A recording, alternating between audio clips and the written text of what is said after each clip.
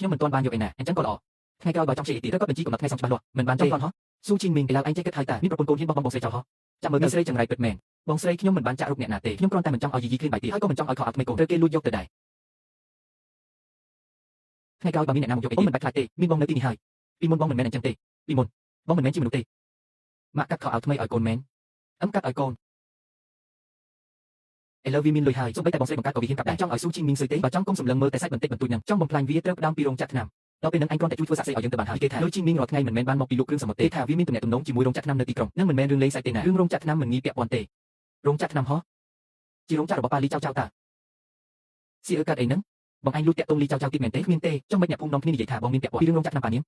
មកទៀតហើយរឿងទម្លាក់កំហុសការពីជាតិមុនទីបំផុតវាគង់តែធ្លាក់មកលើក្បាលខ្ញុំតែដែរសោះស៊ូជីងមីងបងប្រាប់ការពិតមកលុយលក់ត្រីនឹងបានមកស្របច្បាប់អត់នាងកំពុងខ្លាចព្រោះពីមុនខ្ញុំធ្លាប់ធ្វើរឿងអាក្រក់គ្រប់យ៉ាងអូនមើលទៅប៉ុន្មានថ្ងៃនេះបងបានធ្វើអីខ្លះលុយបានមកពីណាគឺនៅទីនេះទាំងអស់នេះជីវិតគេបាត់តែភោជនីយដ្ឋានទិញគ្រឿងសមុទ្រជីវិតគេបាត់ទិញអង្គរនិងប្រេងនៅសហគមន៍ហើយនេះជាកំណត់ហេតុបែងចែកប្រាក់របស់ក្រុមយើងរាល់ថ្ងៃបងជីងមីងអូនក៏មិនចង់ឲ្យរឿងវាខ្លាចជាអញ្ចឹងដែររឿងក្នុងរោងចក្រប៉ាអូនមិនស៊ើបមិនបានទេសើបពីរឿងអីថ្មីនេះរោងចក្របានបាត់ពីគេបាត់ឆ្នាំមួយចំនួនគេថាបងជាអ្នកយកទៅបដូរជាលុយគេថាបងមានលុយតន់ហន់ក៏ដោយសាររឿងនឹងដែរខ្ញុំបានឮចៅនិយាយផ្ទាល់មកតែម្ដងពីមុនជីងមីងនិងនាងក៏ធ្លាប់មានទំនាក់ទំនងមិនចឹងដែរលុយបែបនេះអ្នកណាដឹងទៅថាវាមិនបានលួចរបស់ពីរោងចក្រគេនោះជួយហួរមីងថាមីងបានឮចុះមីងបានឃើញតបនេះថាខ្ញុំយកពីគេបាត់ឆ្នាំនឹងទេខ្ញុំមិនបានឃើញតែចៅជាអ្នកនិយាយអូនគ្រាន់តែថាមានគេនិយាយអ្នកណានិយាយមនុស្សក្នុងរោងចក្រសុទ្ធតែនិយាយរឿងនេះពាក្យចាំអារ៉ាមអាចយកធ្វើជាស្តាំបានដែរជីងមីងបើរឿងវាលេចទៅហើយអញគួរតែបកស្រាយឲ្យច្បាស់ទៅខ្ញុំកំពុងតែរៀបចំបកស្រាយហើយចាប់ពីថ្ងៃដែលខ្ញុំលក់គ្រឿងសមុទ្រចំណូលធំទាំងអស់សុទ្ធតែមានវិកេត្រឹមត្រូវថ្ងៃណាលក់ឲ្យភោជនីយដ្ឋានបានប៉ុន្មានអ្នកណាជាអ្នកទទួលទិញគឺនៅទីនេះទាំងបាននៅសហគមន៍ក៏នៅទីនេះដែរបញ្ជីចំណូលរបស់ក្រុមអ្នកនេសាទក៏នៅក្នុងដៃកណេឲ្យក៏ដែរបញ្ជីទាំងនេះវាត្រូវគ្នាពិតមែនតែអ្នកណាដឹងថាអញលាក់លុយផ្សេងទៀតឬអត់នោះចៅប៉ុន្មានថ្ងៃមុននាងមករកខ្ញុំទាំងយប់ខ្ញុំបាននិយាយនៅមុខស៊ីអឺរួចហើយថាខ្ញុំនឹងនាងដាច់ស្រេចគ្នាសោះហើយនាងបែរជាយករករឿងទម្លាក់កំហុសដាក់ខ្ញុំទីរោងចក្រពិតជាបាត់របស់មែនឬនាងចេះតែនិយាយជាមួយនាងចង់ឲ្យខ្ញុំខ្លាចជាពេលថាយើងចេះតែនិយាយហោះទៅស៊ើបនៅរោងចក្រថ្ងៃនេះបើខ្ញុំមិននៅមាត់សមុទ្រគឺនៅតែផ្ទះទេក្រោយពីនឹងគឺនៅភោជនីយដ្ឋាននិងសហគមន៍តើមានអ្នកណាធ្លាប់ឃើញខ្ញុំទៅរោងចក្រហើយប៉ុន្មានថ្ងៃនេះជីមីអ្នកភោជនីយដ្ឋានគេចុះមកទិញដល់ទីតាំងផ្ទាល់ចៅមិនក៏ចេះតែកម្មពីម្លេងអ្នកពីទុកមានអ្នកមកពីក្រុមថារោងចក្រប្រធានលីមានរឿងសហគមន៍កំពុងតែចុះស៊ើបអង្កេតពួកនិយាយស្អីឬថាក្នុងរោងចក្រនឹងបញ្ជីមិនត្រូវគ្នាទេបញ្ហាមិនមែនមានតែមួយកន្លែងសហគមន៍ហើយអ្នកពាក់ព័ន្ធទៅបកស្រាយឲ្យច្បាស់ចៅនេះវាយ៉ាងម៉េចហ្នឹងជាតិមុនខ្ញុំត្រូវនាងបញ្ឆោតអារម្មណ៍បាក់ជំនួសបែបនេះឯងតែជាតិមិនកុំសង្ឃឹមឡើយខ្ញុំស្ម័គ្រចិត្តទៅបកស្រាយនៅសហខ្ញុំនឹងយកវិកេប័ត្រនិងសៀវភៅបញ្ជីទៅជាមួយខ្ញុំមិនខ្លាចការស៊ើបអង្កេតល្អខ្ញុំទៅជាមួយឯងក៏លឿនម្លេះស៊ីអើបងទៅមួយផ្លែតសិនបងកុំកុហកអូនទៀតណាបងសឹងបកស្រាយច្បាស់ហើយរឿងគ្រូសាលីគ្មានពាក់ព័ន្ធនឹងបងទេសហគមន៍បានបញ្ជាក់ហើយលោកជីមីងមិនពាក់ព័ន្ធនឹងរោងចក្រហ្នឹងចឹងបងពិតជាមិនទៅរកនៅទេមែនទេមួយជីវិតនេះបងមើលថែតែអូននឹងយីយីប៉ុណ្ណោះជីមីងខាងភោជនីយដ្ឋានមកទៀតហើយភោជនីយដ្ឋានក្នុងក្រុងប្រមាណកន្លែងចង់ទិញរឿងស្អីគេចង់ពិភាក្សាររឿងគ្រប់គ្រងរយៈពេលយូរការស្ថាបនាគ្រូសាដ៏ពិតប្រាកដមកដល់ហើយពីមុនកាលពីបំណុលលបែងនឹងរឿងអាក្រក់គាត់មិនដែលមានអីទេតែពេលនេះបែរជាមានគេមករកស៊ីដល់ស៊ូយដ្ឋាននៅទីនេះអាចគ្រប់គ្រងគ្រឿងសមុទ្របានយូរតាមភូមិបង្កងខ្ញុំសមុទ្រឲ្យតែនៅស្រស់ពួកយើងយកទាំងអស់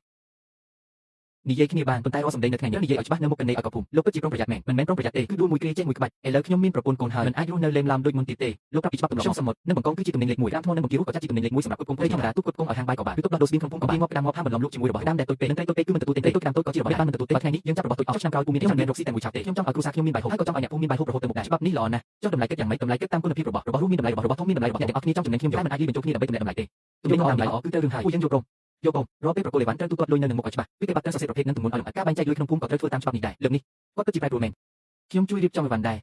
នាងចង់មើលឲ្យច្បាស់នឹងភ្នែកមើលសិនទៅបង្គាសមុទ្រខ្លួនវាភ្លឺលោកខ្លាំងបញ្ជាក់ថាវានៅរស់ស្រស់អាតូនរើចេញទុកហូបខ្លួនឯងទៅមិនបាច់ទៅភោជនីយដ្ឋានទេតាមថ្មត្រូវមើលស្នុកមើលដង្កៀបហើយមើលពូវាកុំប្រញាប់ពេកប្រយ័ត្នលីរបស់អន់ចូលវានឹងខូចឈ្មោះអ្នកភូមិទាំងមូលស៊ីអើបាងារសម្រាប់សិនទៅមិនងាយទេការងារនេះខ្ញុំអាចធ្វើបាននេះជាលើកទី1ហើយដែលនាងព្រមធ្វើការជួយគ្រួសារមួយនេះ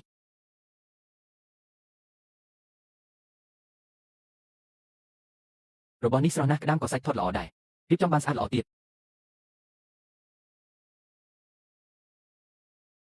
ក្រុមស៊ូជីងមីងបែងចែកអីវ៉ាន់កត់ចូលបញ្ជី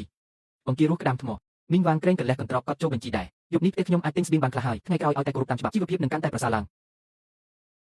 នេះជាចំណែកបានមកពីថ្ងៃនេះអូនទុកទៅលុយក្នុងផ្ទះអូនជាអ្នកគ្រប់គ្រងចុះគ្រួសារនេះថ្ងៃក្រោយអូនជាអ្នកចាត់ចែងពីមុនបងមិនសាកសមឲ្យអូនមើលថែទេតែថ្ងៃក្រោយបងរកបាន1សេននឹងឲ្យអូនឃើញ1សេនប៉ាម៉ាក់ថ្ងៃនេះមានបបបង្គាទេមានតើកូនមានពងមាន់ទៀត